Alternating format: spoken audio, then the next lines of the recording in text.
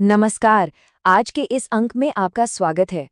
आज हम बात करेंगे भारत की साक्षरता की कहानी की। एक ऐसी कहानी जिसमें जबरदस्त तरक्की भी है और कुछ ऐसी पहेलियां भी हैं जिन्हें सुलझाना अभी बाकी है। तो एक बहुत ही दिलचस्प सवाल से शुरू करते हैं। अगर हमें किसी भी देश की तरक्की को, वहाँ के लोगों की जिंदगी को मापना हो, तो सबसे जरूरी चीज क्या होगी?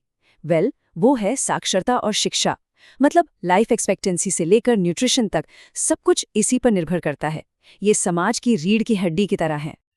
ठीक है, तो आगे बढ़ने से पहले ये समझ लेते हैं कि साक्षर होने का असली मतलब क्या है। भारत की जनगणना के मुताबिक सिर्फ अपना नाम लिखना या अक्षर पहचानना काफी नहीं है। साक्षर वो है जो 7 साल या उससे ज्यादा का हो और किसी भी भाषा को सिर्फ पढ़ ही नहीं बल्कि समझकर लिख भी सके। ये समझकर वाला हिस्सा बहुत जरूरी है। अब जरा इस नंबर को देखिए। 77,84,54,120। ये 2011 की जनगणना के हिसाब से भारत में साक्षर लोगों की कुल संख्या थी। ये नंबर इतना बड़ा है कि ये अमेरिका की पूरी आबादी का 2 गुना से भी ज्यादा है। इससे हमें भारत की उपलब्धि के स्केल का अंदाजा लगता है।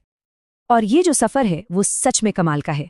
देखिए, 1951 में भारत की सिर्फ 18% आबादी साक्षर थी और सिर्फ 60 सालों में 2011 तक ये आंकड़ा बढ़कर 74% पर पहुंच गया। ये सच में एक जबरदस्त छलांग है। तो ये है वो मैजिक नंबर 74.04%। 2011 में भारत की प्रभावी साक्षरता दर। सीधे शब्दों में कहें तो देश की लगभग 3/4 आबादी उस वक्त पढ़ लिख सकती थी। ये अपने आप में एक बहुत बड़ी कामयाबी की कहानी है। लेकिन कहानी यहीं खत्म नहीं होती।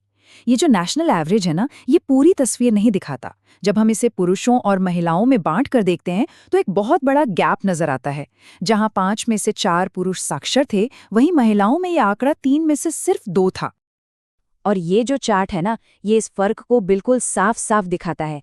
आप देख सकते हैं, पुरुषों और महिलाओं की साक्षरता दर में लगभग 17% का सीधा सीधा अंतर है। ये हमें याद दिलाता है कि भले ही हम आगे बढ़े हैं, लेकिन जेंडर इक्वालिटी के मामले में सफर अभी लंबा है। अब इसमें एक और एंगल है, जगह का। और ये महिलाओं के लिए और भी ज्यादा मायने रखता है।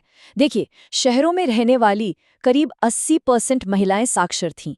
लेकिन यही आंकड़ा जब हम ग्रामीण इलाकों में देखते हैं तो ये 60% से भी नीचे चला जाता है। इससे पता चलता है कि एजुकेशन की पहुंच में कितना बड़ा अंतर है। चलिए, अब जरा मैप पर नजर डालते हैं कि ये कहानी देश के अलग-अलग हिस्सों में कैसी दिखती है। अगर पुरुषों की साक्षरता की बात करें तो लक्षद्वीप जैसा केंद्र शासित प्रदेश लगभग 96% के साथ टॉप पर है। वहीं बिहार और अरुणाचल प्रदेश जैसे राज्य थोड़ा पीछे रह जाते हैं। और महिलाओं की साक्षरता के मामले में मैप की कहानी थोड़ी बदल जाती है। यहाँ केरल एक मिसाल बनकर सामने आता है, लगभग 92% की दर के साथ। दूसरी तरफ राजस्थान और बिहार जैसे राज्यों में ये दरें काफी कम थीं। इससे पता चलता है कि भारत के अलग अलग राज्यों में विकास की रफ्तार कितनी अलग अलग है। तो यहाँ एक जरूरी बात सामने आती है। कई राज्य और केंद्र शासित प्रदेश ऐसे हैं जो महिला साक्षरता के राष्ट्रीय औसत से भी पीछे हैं। ये लिस्ट उन्हीं जगहों को दिखाती है जहां महिला साक्षरता 65.46% से कम थी।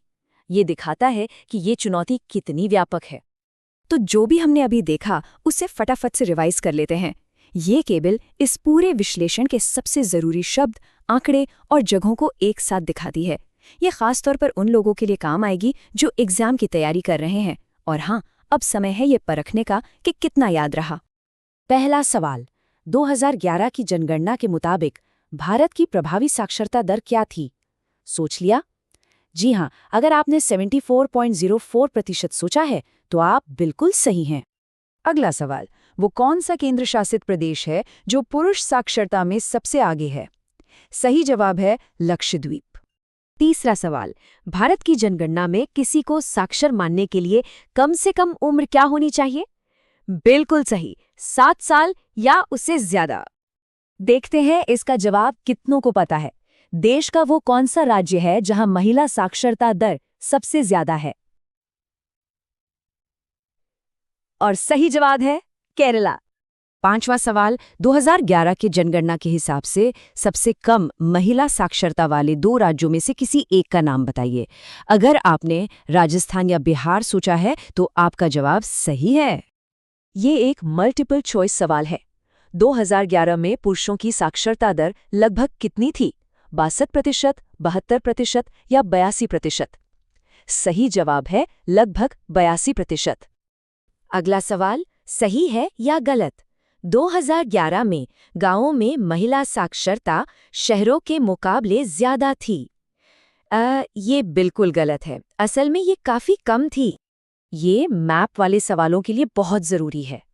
उस राज्य का नाम बताइए जहां 2011 में सबसे कम पुरुष साक्षरता दर थी। इसका जवाब है बिहार। चलिए थोड़ा टाइम में पीछे चलते हैं। 1951 में भारत की साक्षरता दर लगभग कितनी थी? याद है? सिर्फ 18.33%। सोचिए हम कितना आगे आ गए हैं। और आखिर में वो सवाल जिस पर हम सबको सोचना चाहिए, ये सारे नंबर, ये पूरी कहानी भारत के आने वाले कल के बारे में क्या कहती है? एक बात तो साफ है कि शिक्षा ही तरक्की की चाबी है, और जब तक हम लैंगिक और क्षेत्रीय असमानताओं को पूरी तरह खत्म नहीं कर देते, तब तक एक बेहतर और बराबरी वाले भविष्य का सपना अधूरा रहेगा।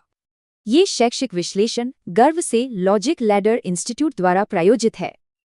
अगर आपको ये जानकारी अच्छी लगी हो तो इस वीडियो को लाइक और चैनल को सब्सक्राइब जरूर करें, और हाँ, इन आंकड़ों पर आपकी क्या राय है हमें नीचे कमेंट्स में बताइएगा। अगली बार फिर मिलेंगे, तब तक सीखते रहिए।